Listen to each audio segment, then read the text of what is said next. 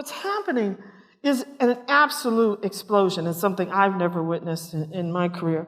So we have professional organizations of medical specialties, we have academic medical curricula, we have long-standing diagnostic practices in medicine have come under increasing scrutiny, and in particular, artificial intelligence, AI technologies, these quantitative models that make statistical inferences from large data sets, which I don't have to tell you all about, have become an important part of the healthcare, of the kind of health informatics toolkits that are used to talk about disease and difference. AI is, as many of you know, is now being intensely scrutinized for susceptibility to biases that can entrench and augment these existing inequalities. And in a recent article, David Leslie and his colleagues noted that, quote, although AI systems hold promise for improved diagnostic and prognostic decision support, epidemiological monitoring and prediction, and vaccine discovery, much research has reported that these systems can discriminate between and create unequal outcomes in different socio-demographic groups. I'm going to pull my thing down for a little bit because I get out of breath. But here's the thing. Many science studies researchers are arguing that the use of AI models might be disproportionately harmful to vulnerable groups who are not properly represented in training data sets and who are already subject to widespread health inequality. Now, secondly, it's been noted that the use of safety-critical AI tools for decision assistance in high-stakes clinical environments might also be more harmful to members of these groups, owing to the fact that we're talking about life and death impacts on people. And then lastly, tools that are developed through AI that are seen to be somewhat discriminatory can also disproportionately damage marginalized groups because of the ways that our healthcare system operates. So what I want to do is for you this morning is to raise questions about the basis of certain kinds of bias that is being encoded in algorithms. So I come to you not as a computer scientist, though I worked as a software engineer for about 5 years. I come to you today as a historian of science and medicine.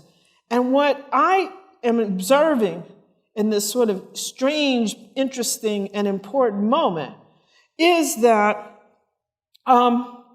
we are losing the specific historically situated practices, norms, and attitudes that have produced the bias that we're trying to understand.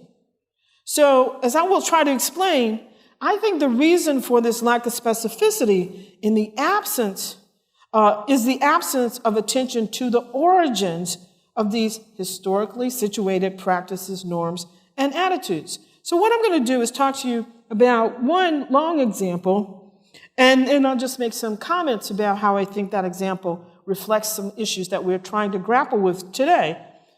So as a historian of medicine, my work starts certainly in what we call the United States in 1619 when Black people got off the boat, right? And were brought here. And we begin the long, long, long story of race in America. And so I go back to that point because I think it's really, we have to keep that front and center about how we got to where we are today and how we think about race. Now, one thing I always say in these talks lately is whenever I talk about race and science and medicine in my classes, the very first class I say, what is race? And all the students say, it's a social construction. I said, okay, what kind of social construction is it? The answers they give are all biological answers. They're not social at all. And then the very last class in that course, I say, so now that you've been reading for 13 weeks, sometimes 14, what is race? And this year the answer was strikingly interesting to me. They said, Professor Hammonds, you've really confused us now. So they ended the class, they began the class with confusion, they end the class with confusion, which says something either about my ability to convey complexity this term or something else. I'm not quite sure, I haven't really reflected on it yet. So let me begin by one example. So my colleague Lundy Brown, some of you know her work, has written extensively about the ways in which the growing enthusiasm for machine learning and other types of algorithms are being used to standardize the practice of medicine and medical decision-making. She has long examined the lack of attention to the underlying assumptions and the unintended health consequences of such practices. And her focus, as is mine, has been on race-based algorithms.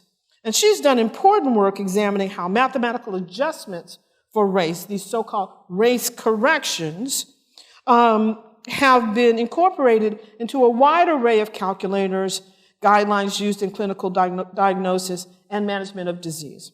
And so in a recent look at race-based correction factors, she persuasively shows how that the persistent lack of definition of race itself has made it difficult to understand how such correction factors came into widespread use in studies of the history of kidney disease, for example.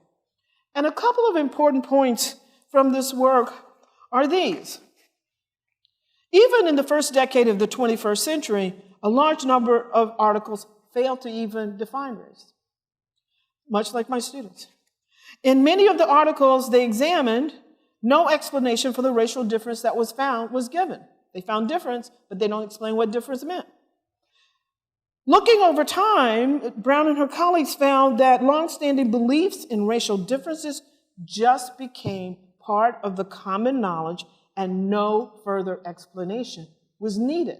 Just calling it racial difference was supposed to be sufficient to explain what the difference was about. And Brown concludes, quote, a full explanation as to why and how the relationship between factors such as muscle mass, for example, kidney function, and race became so deeply entrenched in clinical practice with little questioning in the U.S., as she knows, requires further historical research. And I would say it requires an enormous amount of historical research if we're going to understand how we got here. And so I just want to give you one example from my work that is the kind of example that I think she's calling for. So I'm coming at this from 1619 forward, and Brown and others of my colleagues are going from the present a little bit backwards. We're going to meet, and I think we're going to meet in the same place. I'm very confident about that. So my work covers the period beginning pretty much around 1850 to the present. It examines the ways in which physicians, physical anthropologists, epidemiologists, anatomists, and various biologists have used the concept of race over time. And I chose these fields for this study because these are the areas where the concept of race has persisted as a unit of analysis in research from the middle of the 19th century to the present. And in these fields, the gap between biology and culture has never been as sharp as that is described by people who work in, say, the history of cultural anthropology. Rather, in medicine specifically, the unit of analysis remains the physical body that is always shaped by culture, and as such, race has remained both a biological and a cultural construct from this period forward. And currently, there are a number of people in anthropology, medicine, public health, and physical and cultural anthropology calling for the end of the use of race. Yet there's a long history of people calling for the end of use of race, a very long history, especially in medicine and increasingly in genetics and genomics. In 1992, there was a commentary in JAMA which acknowledged that while publications about comparative racial research number in the thousands, it noted the concept of race is at best elusive. That's 92. In 2000, an editorial in Nature Genetics noted that, quote, throughout history, scientists have used social and politically determined racial categories to make scientific comparisons between races with little or no discussion about the meaning or rationale. At present, the messages are mixed On the one hand, the public is told that there's more variation within populations than between populations. On the other, scientists use racial terms when describing research results, such as an increased risk of, name your disease. And from now on, it argued in 2000, nature genetics would therefore require that authors explain why they make use of particular ethnic groups or populations and how classification was achieved. Now, they made that call 20-something years ago now, and sadly, the scrutiny that they called for did not materialize. And the end of race, thus, is simply not as close as some people want us to believe. So, again, like I said, what I want to talk to you today is about beginning in the late 19th century, early 20th century, and a lot of histories of race, histories of medicine that focus on race, that address the sort of, let's go into the post-Civil War period, have rightly noted that the belief in the extinction of African Americans was one of the most pervasive ideas in American medical and anthropological thought. There was an influential article by John Haller, who's a historian of medicine, and this article is entitled "The Physician versus the Negro: Medical and Anthropological Concepts of Race in the Late 19th Century." And he argued that census reports, insurance, and army statistics all documented the apparent decline of African Americans after slavery. Following this alarm, he said, physicians began to study and publish reports on the comparative mortality, health, and physiognomy of whites and African Americans. And this focus on the eventual extinction of African Americans was a major preoccupation of white physicians at this time. But what I want to talk about today is more that there were other questions that predate and shared equal time with white physicians focused on the question of extinction. And I think, first, let's say something about that. It's not happy. Oh, for this slide. Okay, yeah, thanks. Yeah. Did it go? No. Oh, it's the mark. Okay. So when I want to talk about that mostly Southern white physicians were concerned about cataloging differences between the races for its own sake. And the project of racial comparison that is so evident throughout the 19th century, well into the 20th century, becomes its own project. The idea that there were major anatomical, physiological, psychological, and cultural differences between blacks and whites was commonly accepted by physicians. From the colonial period forward, white physicians had assiduously cataloged these differences. And even as they moved from a natural history tradition to a more formal comparative anatomy tradition in the late 19th century, the physical body just played this contradictory role in making people think that race was real. And the reality of race was dependent upon a logic of difference in the body. And of course, it's about direct observation of the body. And it's a prominent feature of early American medical practice.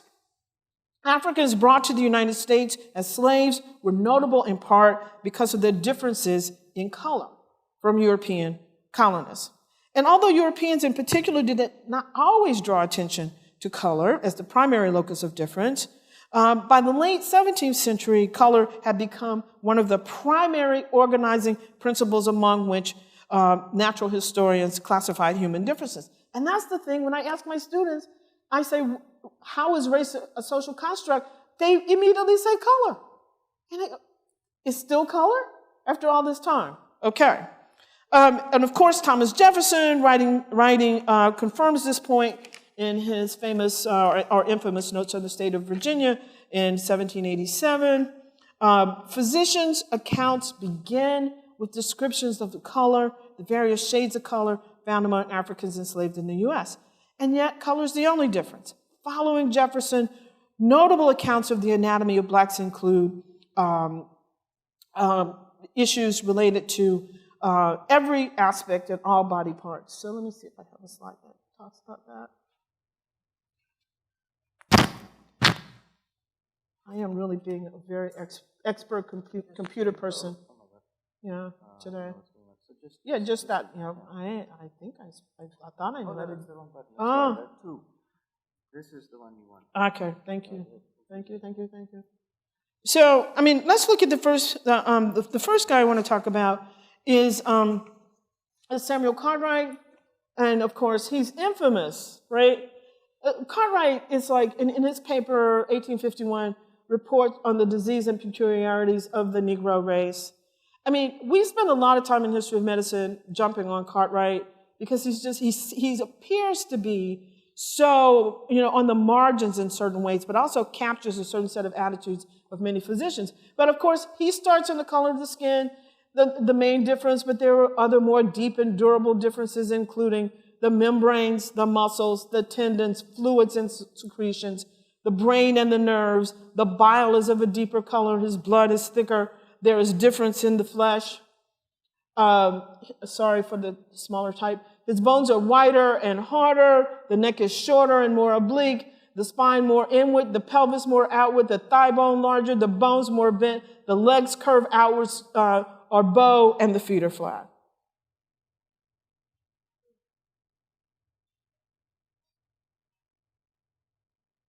I actually am really horrible at this today, and I'm not sure. I got it. I think I got it. You also have a clicker here, which also yeah, because when you come up, it works. maybe this. Okay. So that doesn't work either. I don't know. Aha. Today's bad day for tech, right? So this. Maybe? Oh, there's more. Right? Yeah. Okay. So the gastro muscles are smaller. The heel so long as to make it appear as if it's planted in the middle of the foot. The projecting mouth, the retracting forehead, the broad flat nose, thick lips, and of course the infamous woolly hair. Okay, let's see if I can make it go. But his hearing is better, the sense of smell more acute, and sight stronger than the white man's. He bears the sun better. The veins are small. This is also one that just sort of jumps out and makes no sense in certain ways. Music is a mere sensual pleasure with the Negro. There's nothing in his music addressing the understanding. It has melody but no harmony. His songs are mere sounds without sense of meaning, pleasing to the ear without conveying a single idea to the mind. Okay, so this visible economy of race traced through these comparisons of bodily differences were also set alongside the role of the environment. For physicians, the sickness and health were also understood in terms of powerful environmental factors such as climate and diet and housing and work, family and geography. Individuals' ways of life, their habits, their customs, their work, and sexuality held their own health dangers as well, which some of these could be mediated by preventive measures. But through habit and custom, physiological changes took place which were socially induced, with the result being that each human body was a tangled composite of nature and culture. And this kind of notion was held increasing importance in medical views of blacks in the United States as it became a slave society. Of course, slavery itself was also thought to have a profound influence on black people's bodies. And so that's why, in some respects, physicians had preoccupations about diseases that afflicted blacks. The issue was of both practical and political importance. But what I want to turn your attention to is that using this language of physiology, biological, psychological, and social considerations are brought together through the use of what were technical medical terms such as, and I didn't touch it, temperament, habit, constitution, and sensibility. And this then allowed physicians to express a kind of naturalistic account of race, but also of class and of gender. And these are the differences that capture the complexity of individual lives while offering also avenues for medical investigations. Okay, so I want to suggest, as I said, is this comparative project itself. Because as I said, there are thousands of articles about this that I think it really goes along with questions about classification of races and other avenues. And so racial comparisons defined and reified the notion of racial types, even when this concept was undermined later by developments in genetics and anthropology in the 20th century. Racial comparisons emphasized that individuals stood for types, and as a result, individual physical characteristics and group characteristics were conflated. And such comparisons not only ignored, but foreclosed the question of variability within, as well as between, racial categories, which also rendered these categories static, closed, and immutable. And as Sarah noted, and nobody talked about similarities. No one said a word about similarity. Everything was a focus on difference. And such comparisons kept in place the belief that race was a permanent biological aspect of humans, denoted by the very use of the categories black and white. And by the 20th century, these terms were so entrenched in medicine, anatomy, public health, and anthropology, that's why people didn't need to define the race concept. Everybody already knew what it was. Even if they acknowledged there's no precise definition, they all thought they understood it, and there was no need to explicate its internal or its external validity. So what I wanted to do was start with Haller's notion that it was about the physician versus the Negro, to really consider how these comparative racial comparisons actually produced the category of the Negro, or actually produced our idea of the Negro. The Negro, in quotes, that peopled medical texts in this period are really artifactual constructed categories of social knowledge. And of course, this concept had material weight in people's lives, but racial categories were already lodged on top of identities which were being embodied in political practices of discrimination and law, affected people's access to education and medical care and other forms of subjective experience. So this Negro that physicians are writing all this stuff about, the thicker skin, the heavier legs, all of these things, that to me should not be considered a real representation of living African Americans. It is their projection of the difference between what they're calling white and what they're calling black. And that is why it's also problematic when people are now reflecting on the use of race in various places around the country. Well, now people are saying, let's go towards self-report. But how do we self-report what our differences are without talking about the differences that people have long observed in our bodies?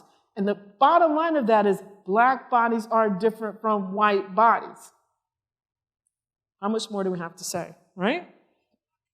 And so I want to suggest that the physician's Negro is not a representation of African Americans because this Negro is only defined by difference. Okay? And so I want to suggest that these reports of comparative analysis that begin in the mid to late 19th century, continue throughout the 20th century, and sadly continue to this present day. We have to look at this as a specific genre of medical study that most other medical subspecialties depend upon in order to do their work. Why do you want to construct an algorithm or a machine that corrects for racial differences? Where did the racial differences begin?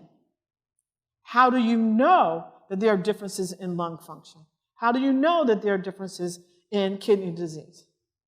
The way it happens now is people simply assume that there are differences, and we just need better technologies to get to what they actually are. But the question of where they came from, what the facts needed to assert the differences come from, nobody goes there. And that's why Lundy Brown and her colleagues in their recent paper said, we need more historical analysis. We can't even find out where this notion of relating muscle mass and kidney disease actually came from. Now, I would argue that that would not be unfamiliar to some of the people I look at in the 19th century. The differences really suggest there's no need for further inquiry. They encode and deny complex interactions, and practitioners often, and I would argue persistently, lose sight of their social and historical origins. So, I want to turn to the work of, and I'll try again. I want to turn to, go past Cartwright, just for time, and go to the work of Rudolf Matas. So his paper, The Surgical Peculiarities of the Negro, which was a statistical inquiry based upon records of the Charity Hospital of New Orleans, 1884 to 1894. So he begins, as many of these kinds of reports begin. The eye has more pigmentation. The ear canal was larger and straighter, and the nose wider. The skin was thicker, but otherwise was only different from whites in the quantity and general distribution of melanin rather than in quality. No differences in simple wound infections. No racial difference to streptococcal infection, but higher mortality. Cancer formerly rare, but increasing. And indeed, at this particular point, what they saw in terms of increasing mortality from cancer and morbidity from cancer was surprising to many physicians at that moment because they thought cancer was a disease of civilization. And since African Americans had not been civilized for very long, they didn't expect to see any cancer. The social, political, historical, medical come together, right? Pulmonary tuberculosis was twice as prevalent and over 3 times as fatal. Indeed, the higher rate of tuberculosis alone would lead to the extinction of the Negro race. The vascular system, which had received a great deal of attention by Samuel Cartwright in the 1850s, who claimed that Negroes were difficult to bleed owing to the smallness of their veins, especially the veins were not dissimilar. He said, especially the veins were not dissimilar from whites. The single difference, which was of a specific racial character to Matas, was kinky woolly hair. In women of African descent, Matas found that the well-known characteristics of the Hottentot Venus, which is the stigmopea of the buttocks, they argued seemed to be rapidly disappearing in the American Negro. Physiological differences consisted of the off-sided, lessened sensibility of the nervous system of the Negro to pain and shock. Though colonial physicians in Africa and America had long claimed that the blood of the Negro was thicker and darker, and that it coagulated more rapidly than that of whites, he didn't find any particular differences in that regard. No differences in simple wound infections. No racial difference to streptococcal infection, but higher mortality. As I said, the cancer, I think I have 2 slides of the same thing. Absolute immunity from certain diseases does not exist, and that he differs from the white man simply in the relative predisposition to or immunity from the various diseases that prevail in this country. Therefore, the study of difference, he said, had to be based upon the action of common factors of disease upon the acquired constitution of the Negro. Of course, in America, the Negro's acquired constitution was defined as the sum of his original race characteristics plus the modifications of his constitution due to slavery and the new modifications on his constitution due to the fact that black people now lived in freedom. So the environment of slavery and freedom are producing different aspects of the body that he's looking at that then will be reflected in disease as well. So these physicians like Matas just simply talked about comparisons of whites and blacks. They simply assumed that there were innate biological, mental, physiological causes underlining any difference that they found. They assumed that the causes were racial and no further explanation was needed. And by 1900, of course, race was seen by everybody as an integrated physical, linguistic, and cultural totality. It is in the 20th century when those factors become separated. The biological is studied in one way, the physical is studied in another way, and culture is studied in a different way.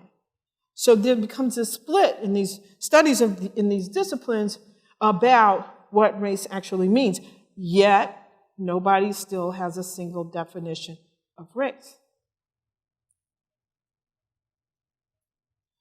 And so the way I like to think about what this history tells us, as I said, this notion of the Negro, and of course now as names change, African Americans, being fundamentally different makes the search for difference a thing that physicians should do. Whether or not it produces any deeper understanding surrounding the questions that the differences are supposed to mark. And so when you think about developing new technologies, what many people said in the early 20th century was simply that, yeah, we get this data and it doesn't make any sense, and you look at some of the things, cases that Sarah raised, there's not a coherent picture here. There are a lot of different ways to look at what sex means, what gender means, what race means. And the fact that there's no coherence doesn't bother anybody, right? And it's there, and that kind of incoherence has been the normal feature of the differences work. There is no expectation of coherence. Despite people outside of those fields think there should be, people within it don't see it. And so, of course, everybody thinks they're coming to this, all researchers think they're coming to this without bias. Matas says, in the 1890s, his study was free of the erroneous impressions, gross exaggerations, and biases of other observers of the Negro. He says, I'm a fair and an impartial observer, using the more penetrating and exacting methods of modern research. He says, I'm different from the abolitionists who would see the African as only a lamp-blacked white man, or the slaveholder who would exclude the Negro from the human species. I am doing a more objective kind of study that really takes a more careful attention to the differences that, of course, they all agree exist. And of course, by the early 20th century, the reports that were considered credible were increasingly those where the observations of racial differences fit within more generally accepted notions and increasingly greater knowledge about physiology and pathology. And so he really believed that the issues are quite clear. When the Negro is dissected by the scalpel of the practical anatomist, the numerous important differences in structure sink into comparative insignificance, and we are compelled to admit that there is little to be learned by the dissection of the black man that is worthy of special remembrance in the operating room. So the surgeon did not have to concern himself with these kinds of issues, while other people certainly had to do so. So let me just come to where I thought I marked my conclusion. And I did mark it on my sheet. Sorry about that. So Matas says the following, that the North American Negro is anthropologically, physiologically, and pathologically different from his original African ancestors and contemporary Africans. Says the Negro is losing the immunities to white diseases that he formerly enjoyed. Surgically, the white and Negro are practically alike, but the increase in cancers, as I noted before, indicated a marked tendency toward degeneration. Also, in terms of diseases, he is deteriorating due to the competition with superior whites. So nobody thought Matas's conclusions were surprising.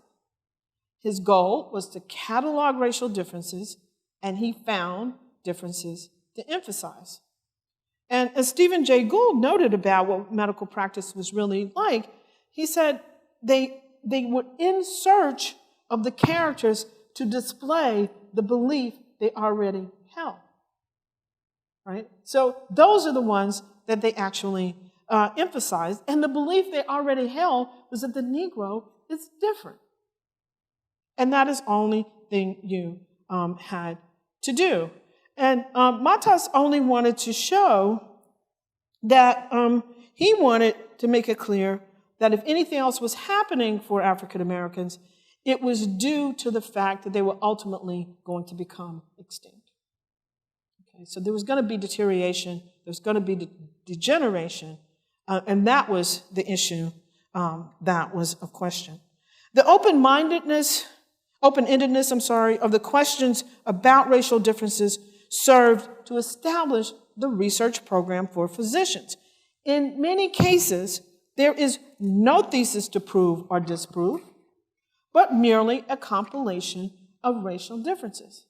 If the data was incomplete or inconclusive, then the assertion was often made that new technologies would provide more precise data, and thus you could continue looking for differences.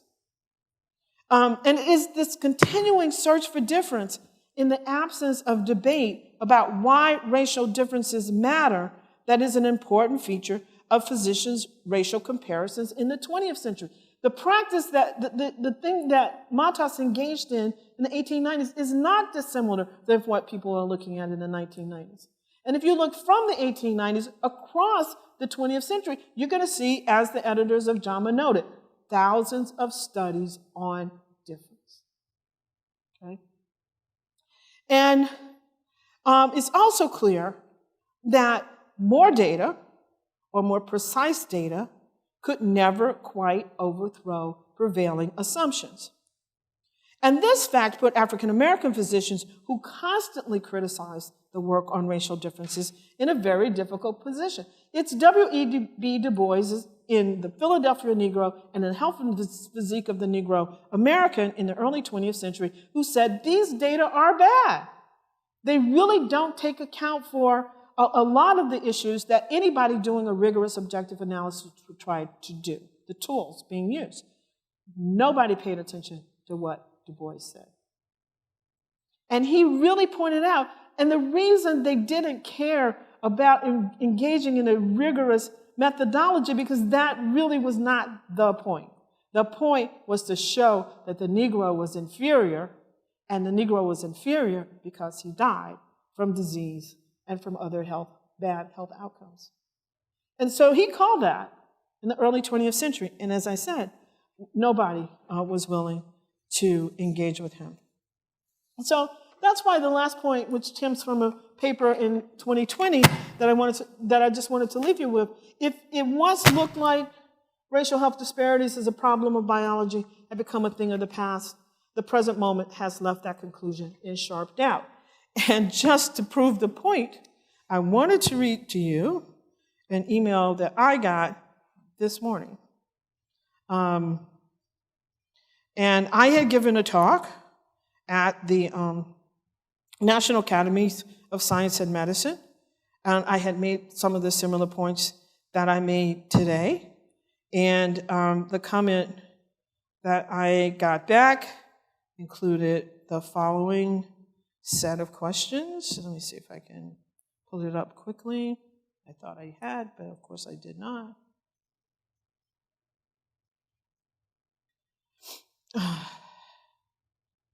And of course, it doesn't come up quickly. Why would that be true?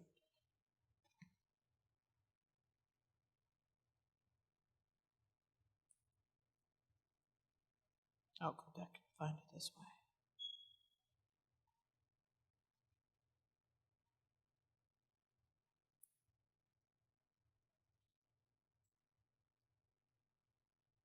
Well, I actually don't see it. But the main point that the chair of the committee looking at racial differences in lung function at the National Academy of Medicine says they don't have a definition of race, and they don't understand how they can come together to find a definition of race that would help them understand racial differences in lung function right now. It's just as we said. The biology here is really a problem, and the notion of racial biology that many of us would like to think has passed simply has not. So, thanks. I'm happy to take questions.